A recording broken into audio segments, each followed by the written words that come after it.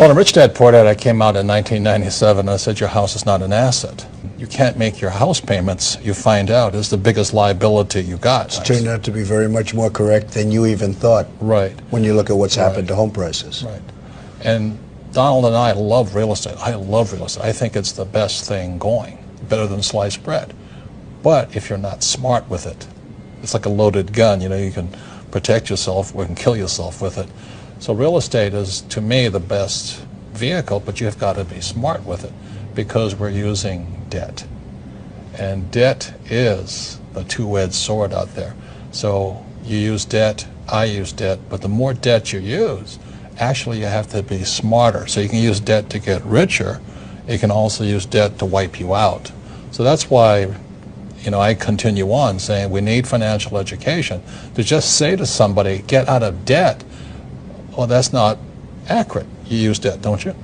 Debt is a great thing, and to be big and to be very successful, debt is a very useful weapon. But you have to be very careful. That's correct. So the other thing with when people say live below your means, you don't like to live below your means, do you? No. No. And I think when you say to somebody live below your means, you wipe their spirit out. It's like saying somebody, if you want to lose weight, go on a starvation diet. It doesn't make you healthier to starve yourself. So I would rather get financially educated. That's why I read your books, because this is my greatest asset. I want to feed my brain so that I can expand my means without getting into excessive debt or where I start to lose. Because debt, like I say, is a two-edged sword. But telling somebody to live below your means is almost inhumane. I never felt good doing it. I wanted to strive to do better every day. I want to do better every day. I liked a good life. The hardest thing that I've witnessed over the last year is seeing people that were very hardworking and very conservative that invested in the stocks. And I'm not talking about high-flying stocks. I'm talking about very solid companies. And their net worth is 50% of what it was a year ago, and they haven't done anything wrong. Right.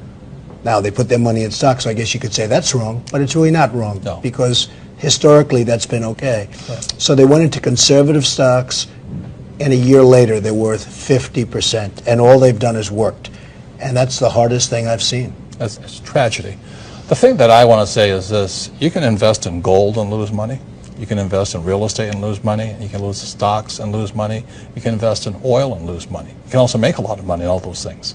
So really the reason we get together is because your financial intelligence, your financial IQ makes something valuable or not valuable. Like I said, you have to know a good investment from a bad investment, good advice from bad advice.